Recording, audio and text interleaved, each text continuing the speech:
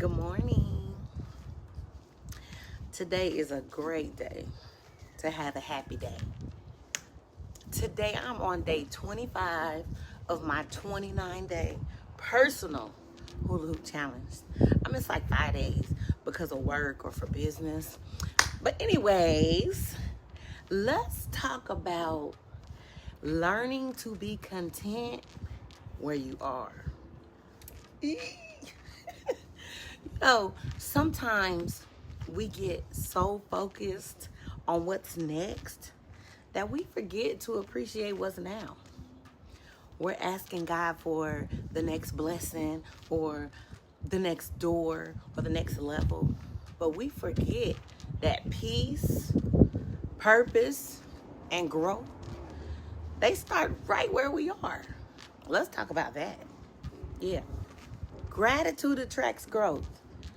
When you start thanking God for what you already have, it shifts your whole atmosphere. Yes. Gratitude says, God, I see what you're doing, even if it's not everything that I prayed for. Yeah. It's like watering a seed.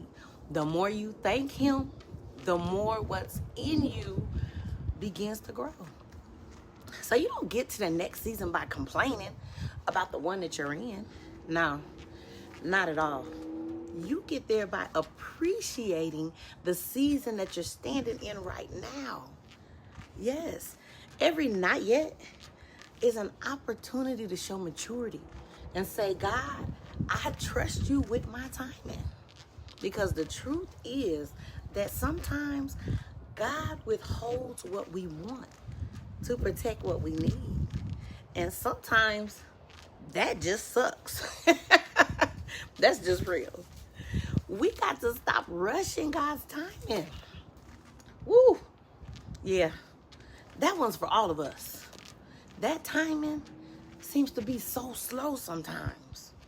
But we live in a world that's so fast. We want instant results. Yeah, we need instant recognition. We're like, give me everything instant right now. Not now, right now. But spiritual growth is not Amazon Prime. No, it won't be here the next day between 6 and 10 if you order it right now. No. You can't rush what God is still preparing. Some blessings, they take marinating. Yeah, you gotta let it marinate. When you rush the process, you miss the preparation. When you try to get ahead of God, you end up having to circle back around. Yeah, coming back to that same old lesson later.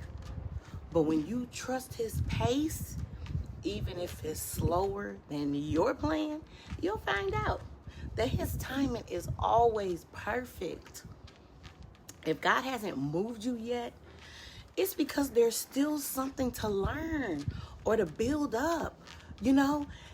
God is going to strengthen you where you are. So instead of asking, Lord, when will you move me? Try asking, Lord, what are you trying to teach me right here? Peace is found in the present moment.